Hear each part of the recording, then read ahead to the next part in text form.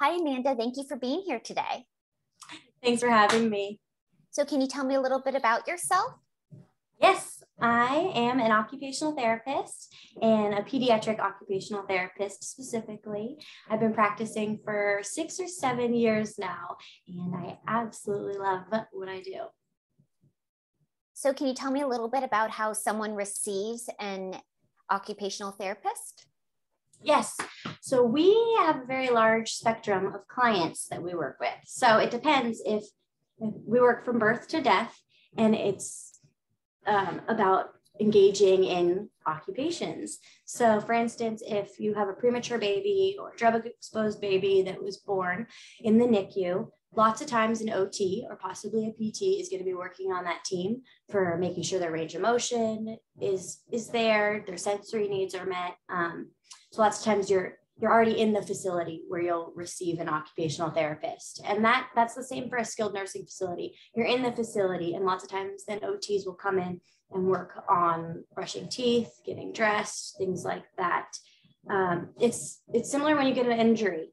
Then lots of times for that recovery, your doctor, it's not now inpatient, but your doctor will refer you to an outpatient facility if you need anything with your upper extremities a lot of times. So if you have a brachial plexus injury or any of those upper extremity injuries, you can be referred to a specialist that'll help with either improving those skills that were lost and or adapting the way you do things so that you still can engage in your meaningful occupations, whether it be cooking, whether it be getting dressed, and that OT will look at that. The area that gets a little bit more gray is when the parent needs to be more of the advocate. So 0 to 3 is early intervention, and that is where I start to come in. I love early intervention. And if you notice that your child is delayed in any of their fine motor skills, so if you look at that checklist that they're always giving you at the pediatrician, but you can look at many of them online that are reliable, like block building towers with blocks, cutting, drawing, things like that. Any of those type of delays, you can either go to your pediatrician or you can look at your early intervention occupational therapist in the area and make your own direct referral to them to get an evaluation for occupational therapy. If you have feeding difficulties, that's another area that a lot of OTs specialize in that early intervention area, as well as sensory issues. Sensory is huge. If you have a child that is not able to what we call regulate easily. So what that means is basically their central nervous system isn't in a calm and ready place to learn, to engage, to participate socially. So these are kiddos that, they just have a lot harder of a time going to sleep, or they get super fearful if you lean them back, or a tag on their clothing is so obnoxious. I mean, we're all going to have sensory differences. So that's another big spectrum, but there are lots of kids that just can't function to their best potential because of these sensory differences. So if you, as a mama or as a caregiver, as a grandparent, as a foster parent, have an intuition that there might be some of those sensory differences that are making it harder for your child, you can also refer to an OT. I'll go over 2 more areas of OT of how you can receive those services. So for pediatric OT, at least. So then there's school-based OT. So starting in preschool, if you're noticing, they can't draw a horizontal or vertical line, like these are the pre-handwriting strokes that they should be able to do. If you're noticing when they're getting older and their letter sizing is still massive, or you can't read their writing, lots of times OTs are the handwriting specialists, because that does require those little tiny intrinsic movements of the hand. So you can go directly to the teacher and you could ask, hey, is there any way that an OT can come in and give tier 1 suggestions, like for the whole classroom? That's so that they're not getting that one-on-one. But if your child is already on an IEP, then you could ask that IEP team for, hey, can I get an OT evaluation done? So that they can look at, like, do they need that extra one-on-one help? And you can get an evaluation that way. Outside of school-based OT, you can also look at private practice. So private practice is pretty fun because you get the sensory clinics, which you can work on. If you have a child that you see is, my child on the playground's a bit clumsier than the others on the playgrounds, bumping into a lot of different things. Maybe they do need a sensory motor occupational therapist to work on their gross motor skills of where's my body in space, things like that. So you can always go to a private practice, which can work on all areas. They have a lot of that flexibility because they are a private practice. So, shoe tying, brushing teeth, social participation, all of those different things is what a private practice can do. So there's lots of areas of OT, and I hope I covered that answer. You definitely did. And I'm wondering, do you have a private practice? So when I was living in Australia, I did start my own private practice. It just kind of happened naturally, and it was so fun.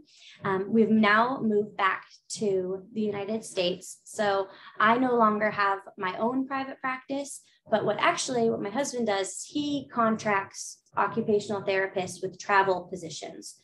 So I currently am on a travel position, and he didn't fulfill that one due to conflict, but he fulfills other contracts. So if you're an occupational therapist and you are looking for, let's say you want to try to live in Montana for 3 months, you then can go travel there, get a travel contract for that time being, and then change after that. So he fulfills those through Foxtrot Alternative Solutions. And then I do have an Instagram called Simply Me OT, where I put a lot of those early intervention strategies on there just for fun. It's the fine motor and the sensory stuff that I like to throw out there. Great. And I'll include those links below. Do you mind maybe sharing some of those tips and tricks that you include on your Instagram? Yes, of course. All right. So when we're looking at regulation, I love regulation because our central nervous system, we can either be at a lower, not registering as much pathway, which you want when you're going to sleep, but you don't want that when you're about to learn and zoning out, versus more of a what we call red fight or flight pathway, which you want to calm your central nervous system. So looking at both of those, you have to look at your child and see, okay, what strategies are going to work the best for my child. But some of the main strategies that we like to use and talk about are heavy work. Heavy work is so organizing for a child because when we're born, we don't know where our limbs are in space. So we have to actually build that skill. And you build that skill by getting the force back from your environment. So a lot of things are super easy to do, like pushing a laundry basket around. All of a sudden, your arms are doing that work. And then your heart rate goes up, which is fantastic too for you. So you're pushing that laundry basket, or you're putting groceries away.